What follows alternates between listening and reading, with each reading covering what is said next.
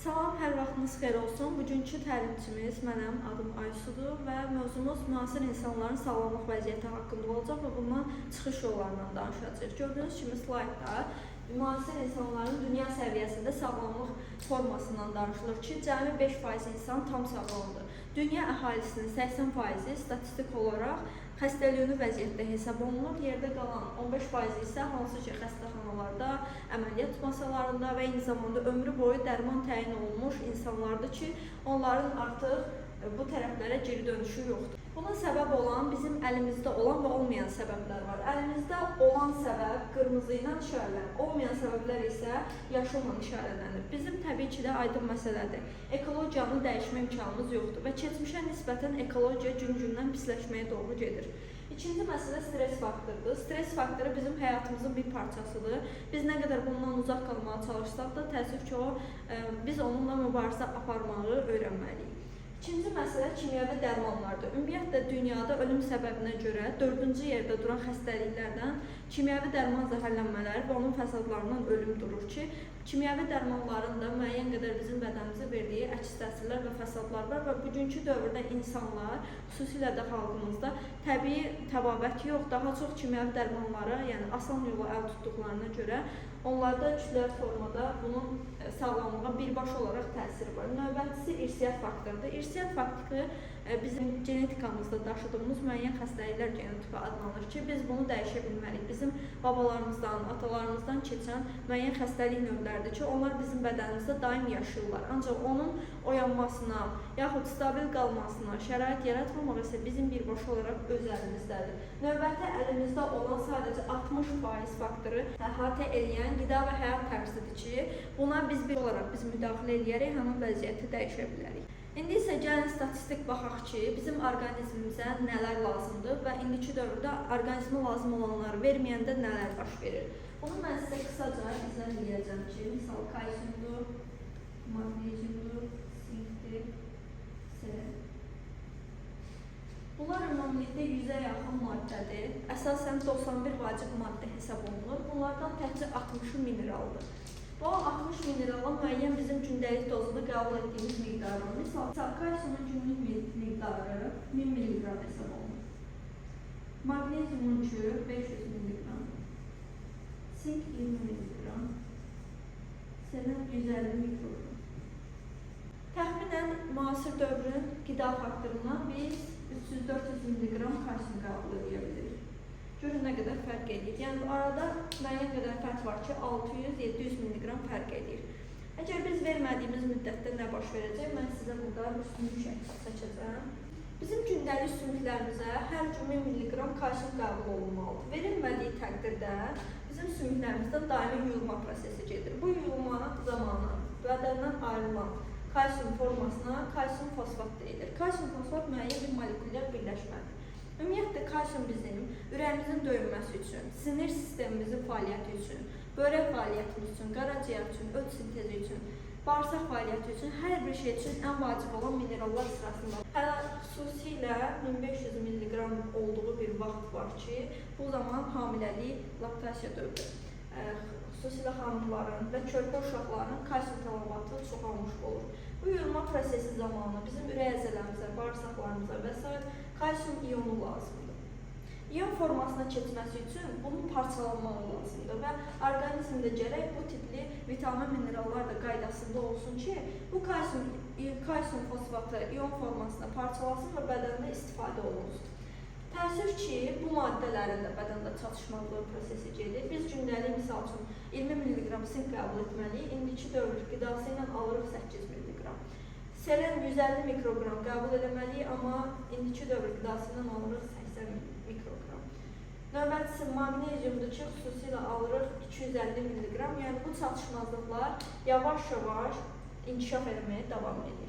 Bəs insan orqanizmi bunu necə tənzimləyir? Mütləq şəkildə əvəzləmə prosesi olmalıdır. Biz bilirik ki, yediyimiz yeməklərin tərkibində bizə lazım olan maddələr də var, lazımsız maddələr də var. Həmin lazım olmayan maddələr dediyimiz hal slaydda göstərilir ki, həm misal çatışmazlıq yaranarkən insan orqanizminə hansı maddələr toplanır və əvəzini verməli olduğumuz maddələr hansılar? Bunlar insan orqanizminə tullantı sənaye vasitəsilə, qidalar sayəsində və eyni zamanda suyun tərkibində olaraq keçə bilirlər. Bu ağır metallar xüsusilə qurğuşundur, kadmiyumdur, civədir, alüminiumdur, bu tipli maddələr.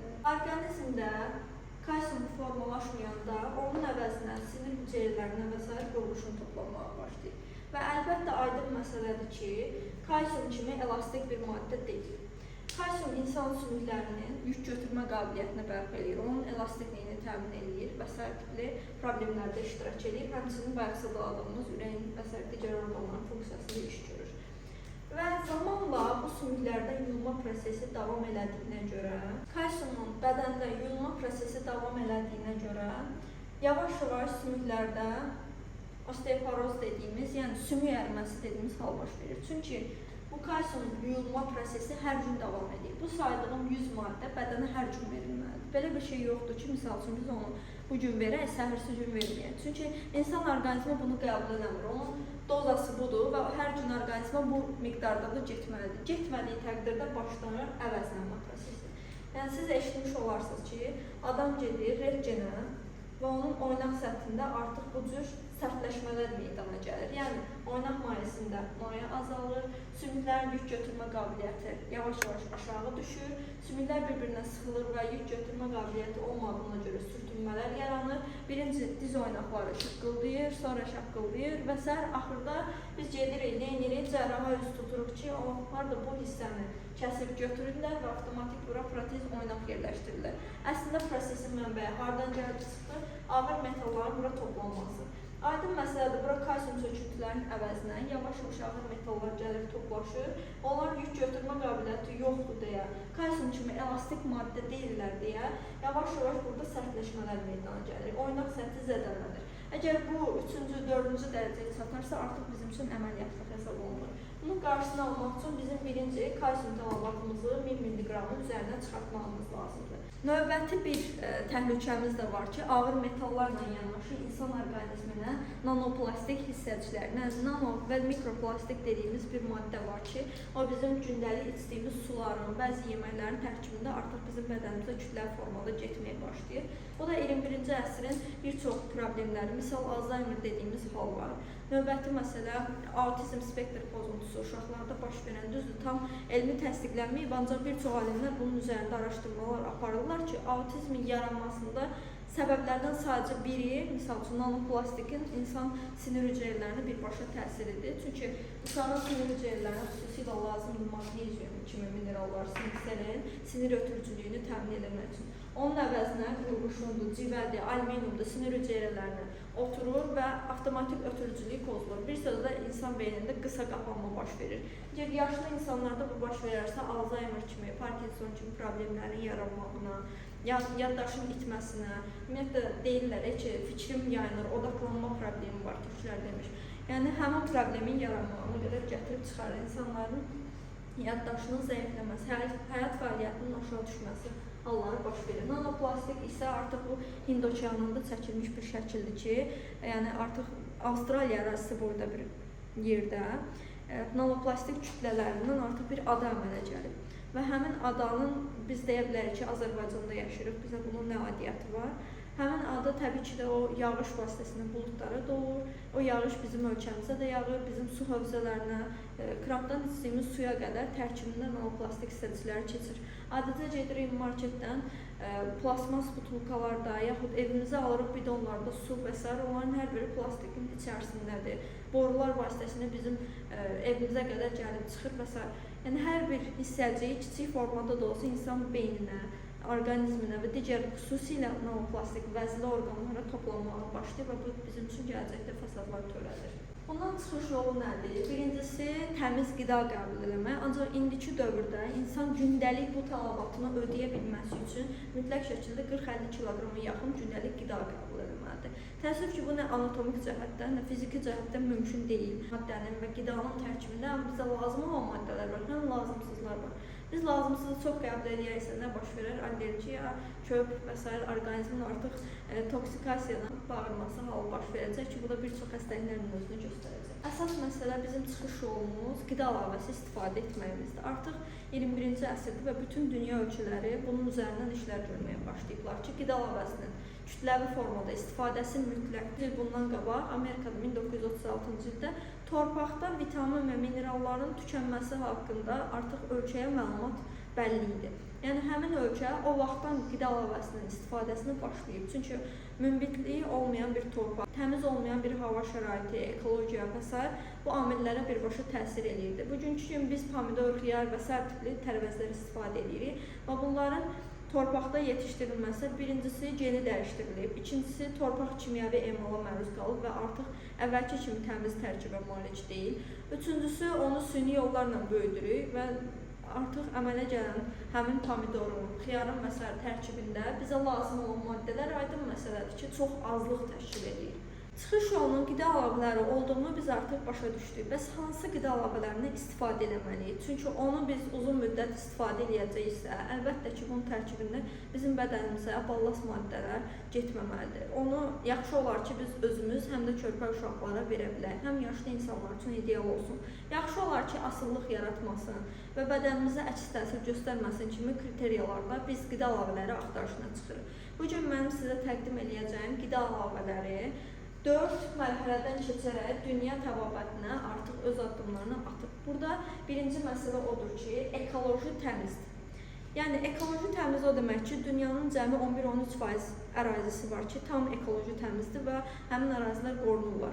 O ərazilərdən alınmış xam mal vasitəsilə, yəni ekoloji təmiz zonlardan götürülmüş qida əlavələrdir. İkincisi, xam malın emalında yüksək Alman nanotexnologiyasından istifadə olunur deyə onun tərkibində bizim bədənimizə lazım olmayan hissə ayrılır, tam ayrılır. Yəni ballast maddələr tərkibindən xaric olunur.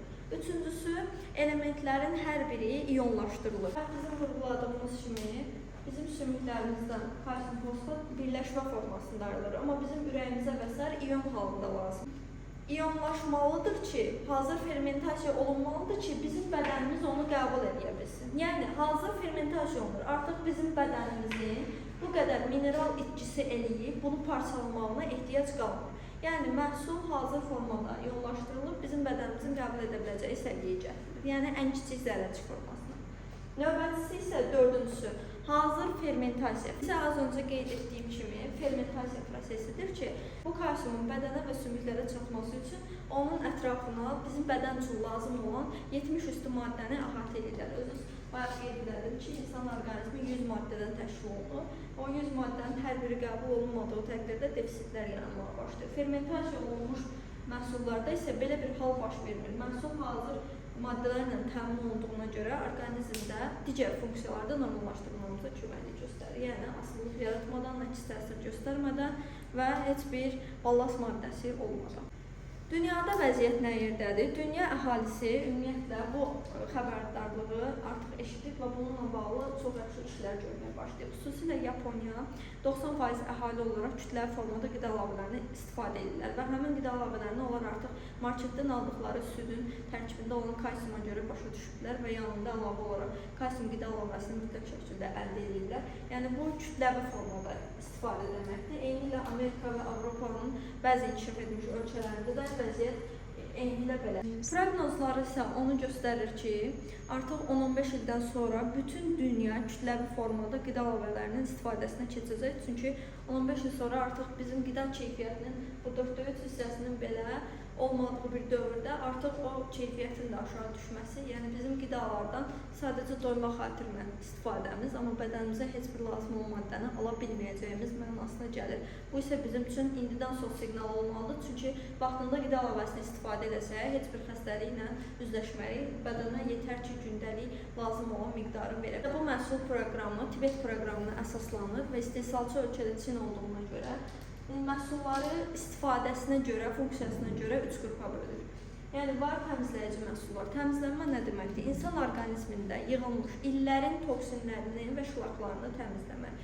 Xüsusilə də ağır metalların insan orqanizmindən xaric olması yönündə biz təmizlənmə proqramı istifadə etməliyik. Çünki biz sümüyə oturmuş quruluşunu, civəni, sinir hüceyrələrinə oturmuş xüsusilə alüminiumu, kadmiumu biz oradan xaric etməmiş, yerinə lazım olan maddələri qoya bilməliyik. Çünki artıq insan orqanizmində oturma prosesi baş verir və orqanizm onu artıq qəbul edib, mənimsəyir. Mütləq şəkildə təmizlənmə olmalıdır. İnsan orqanizmi nanoplastikdən, gündəlik qəbul etdiyimiz texnika şüasından və ağır metallardan təmizlənməlidir. Və araşdırmalar da onu göstərir ki, xüsusilə damarlarda çökən xolesterin deyilən bir maddə var ki, əgər bu iyonlaşmamış kalsium qanda çoxlu miqdarda qalarsa, gedib trigliserid yağ birləşmələrlə birləşərək gedib damar divərində xolesterin əmələ gətirir.